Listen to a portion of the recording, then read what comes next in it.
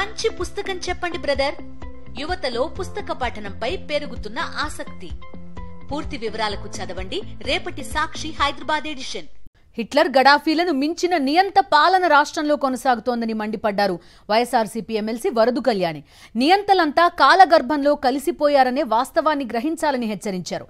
రాజ్యాంగం ప్రసాదించిన హక్కులను కాలరాస్తున్నారని కూటమి ప్రభుత్వంపై ఆగ్రహం వ్యక్తం చేశారు. ఈ రోజు ఈ కూటమి ప్రభుత్వం అధికారంలోకి వచ్చాక అంబేద్కర్ గారు రచించిన రాజ్యాంగాన్ని తొంగలో తొక్కుతూ రెడ్ బుక్ రాజ్యాంగం అమలు మీదే దృష్టి పెడుతూ కక్ష సాధింపు రాజకీయాలు చేస్తూ ఉన్నారనేది క్లియర్గా అర్థమవుతూ ఉంది.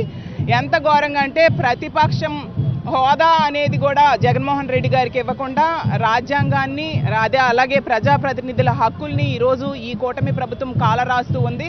అలాగే ఈ రాష్ట్రం ఏర్పడ్డాక ఇప్పటి వరకు ఈ రాష్ట్ర చరిత్రలో పిఏసీ చైర్మన్ అనేది ప్రతిపక్షానికి ఇవ్వడం అనేది ఒక ఆనవాయితీ.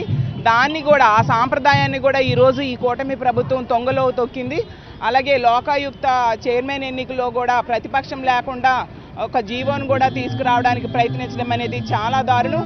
అంటే ఈ విధంగా ప్రతిపక్షము అనేది ఉండకూడదు, ప్రశ్నించే గొంతు ఉండకూడదు అనే విధంగా, అలాగే రాజ్యాంగం అమలు దాని మీద దృష్టి పెట్టకుండా ప్రజలకి ప్రజాప్రతినిధులకి ఇచ్చిన హక్కుల్ని అమలు చేయకుండా ఈ కూటమి ప్రభుత్వం పరిపాలిస్తూ ఉంది.